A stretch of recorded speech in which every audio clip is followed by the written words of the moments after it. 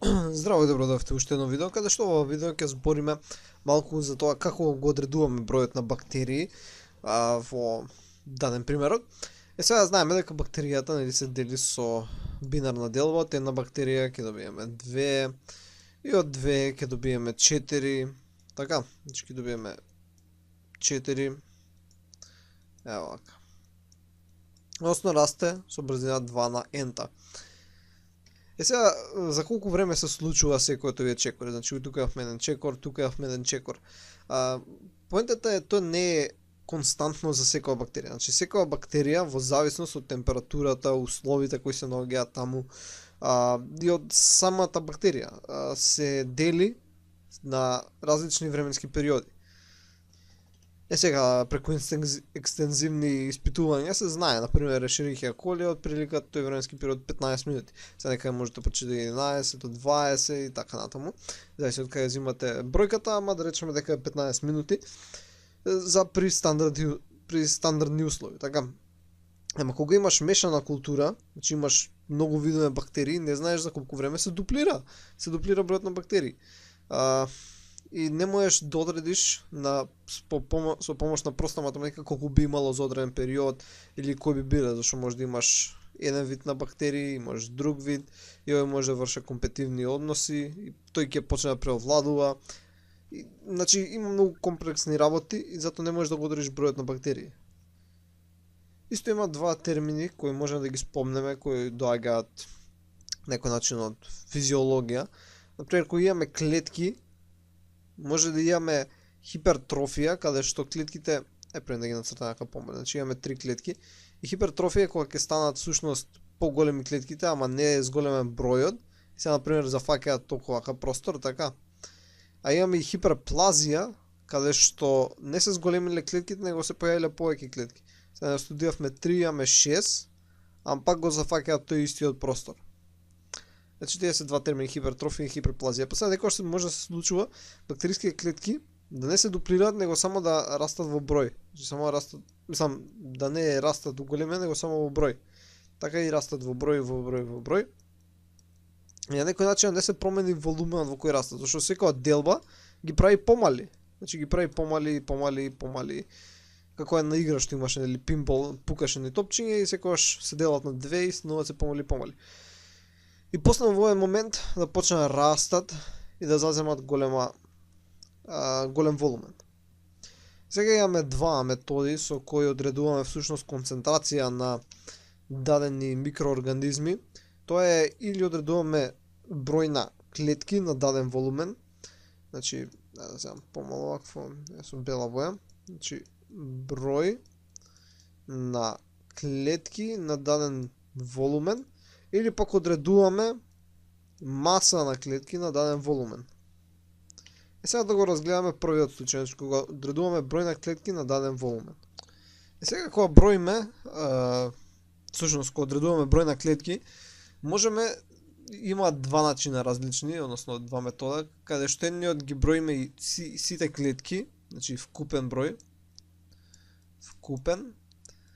и еден кај што мериме само на некој начин наречени виабилни клетки, што всушност значи животоспособни, значи живи клетки, значи виабилни клетки.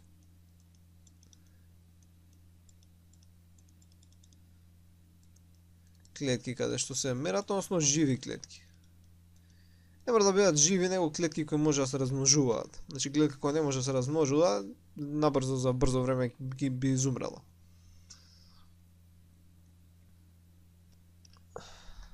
Ајде да видиме како пред се одредува вкупниот број. Значи, принципот е многу едноставен.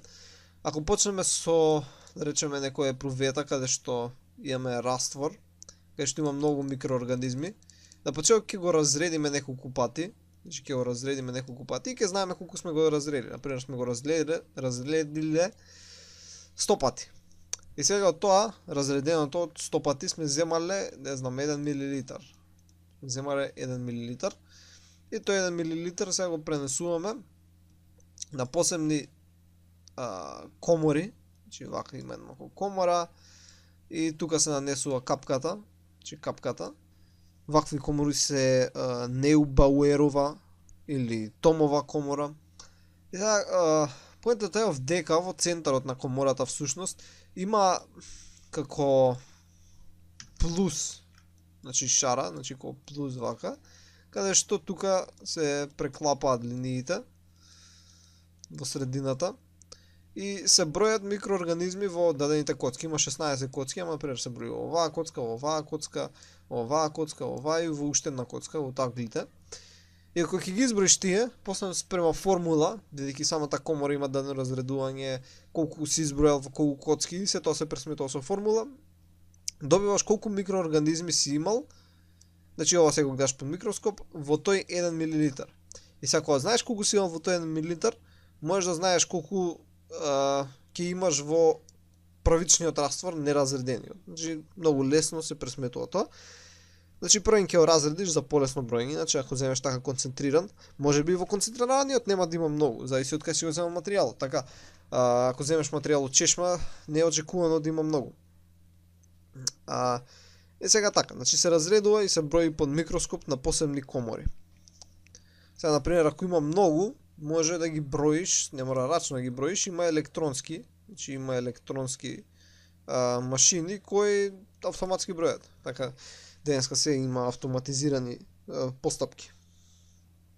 Сега ако сакаме да ги броиме тие кои се живи само, прво треба тој растворот, односно од кој ќе го разредиме, треба всушност да го нанесеме на Петриев сад и да пораснат колонии. И после само се броја всушност бројот на колонии, значи colony forming units се нарекуваат, колонија формирачки единици. И се бројат тие, отприлика се знае бројот, има и за тоа пресметки, ама важно е да знаете дека тие се двата метода. Значи или ги броиме директно, ги броиме под микроскоп, значи броиш една по една и пресметуваш со формула, или пак ги засејуваш и гледаш колониите што растат и ги броиш тие. Ако сакаме да ги броиме например само виабилните, всушност исто правиме разредување, само што потоа ги засејуваме, ги инокулираме на Петриева плоча, каде што ќе пораснат колонии, така ќе се јават само тие кои може да се размножуваат, значи тие кои не може да се размножуваат нема да дадат колонии, и потоа се бројот на колонии. Значи бројот на колонии, исто бактериите всушност кои може да ги формираат тие колонии се всушност colony forming units. И колку имаме colony forming units и потоа со помош на формула и се пресметува приближно вкупниот број на клетки во почетниот примерок. Значи тие се двата начини. Или вкупниот каде што мериме буквално клетка по клетка, значи една по една под микроскоп, па на крај тоа го множиме со формула, значи некоја си формула. И тоа многу се прости всушност формулите, работат на начин само на разредување се пресметува. И потоа го добиваш крајниот број, или пак ги броиш овие колоноформирачки единици. И сега мерењето на бактериската маса, значи ако мериме бактериска маса, се базира исто на директни и индиректни методи кои се малце неконвенционални, ама првиот е многу едноставен. Едноставно зијаме некоја бактериска суспензија, така зијаме, ако направам со бела боја, значи ова да земам бела боја, имаме епрувета, имаме раствор каде што имаме бактерии и всушност го носиме тоа на центрифугирање, при што ќе ја добиеме епруветата и на водолниот дел ќе се соберат например бактериите, во горниот дел ќе остане растворот и всушност се мери колку е влажниот дел, колку е сувиот дел и така може да се одреди бактериската маса. Исто може да се одредуваат азотни соединенија, значи колку азот има во епруветата, бидејќи азотот ни означава всушност и колку протеини има. Така колку протеини. Иако нели азотот го има и во нуклеински киселини, ама значи добар водич ние за определување на бактериска маса, нормално има пресметки да се прават. Може да се прави со нефталометрија, односно нефелометрија, каде што ја имаме епруветата, така, и го имаме растворот. И сега тој не е бистар, значи ти не ги гледаш овде како ја што ги цртам портокалови точки, не ги гледаш бактериите, него кога има бактериски раст, најчесто, иако не е тој некој голем, ќе биде на некој начин заматена епруветата. Така ќе изгледа заматено, нема да биде чиста. Сега кога е заматено, всушност на некој начин пушташ сноп од светлина и гледаш кукав сноп ќе искочи. Значи си пуштил поголем сноп, ќе искочи помал сноп и спрема тие разлики се пресметува со помош на формули, одредуваш колку е бактериската маса. Така, правиш и стандардна, каде што нема бактериски раст, за го калибрираш инструментот. И тоа е принципот, ова е сигурно многу често користена метода. Или пак се одредува метаболизмот кој се одвива во епруветата. Значи речеме исто имаме значи епрувета и сега во епруветата имаме епрувета и сега во епруветата имаме раствор, во него имаме бактерии и се тие бактерии си имаат метаболизам и као што си го вршат метаболизмот испуштаат нус продукти како кислород, така испуштаат јаглерод диоксид или продуцираат некоја киселина, значи прават, сега тука на ното ќе ја направам, прават некоја киселина, сега ќе парафразирам, не знам, H2SO4. И сега ти можеш ова да го титрираш со база, например да титрираш овдека плюс база, некоја NaOH, значи натриум хидроксид, во присуство на индикатор и ќе пресметаш колку база си потрошил, ќе знаеш колку киселина имало и ќе знаеш метаболизмот. И ако знаеш колкав е метаболизмот, можеш да пресметаш колкава е бактериската маса.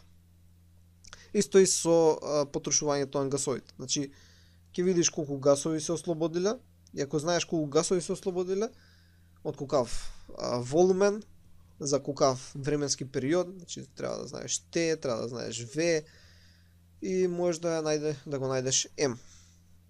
Значи тие се методите за одредување маса. Или директно едноставно центрифугираме, мериме, или одредуваме количество на азот, односно протеини, или гледаме колку е заматеноста, или пак го одредуваме метаболизмот. Значи го имаме метаболизмот и одредуваш сите продукти кои ги добиваш од метаболизмот, можеш да одредиш колку маса има на бактерии кои би ги продуцирале тие продукти.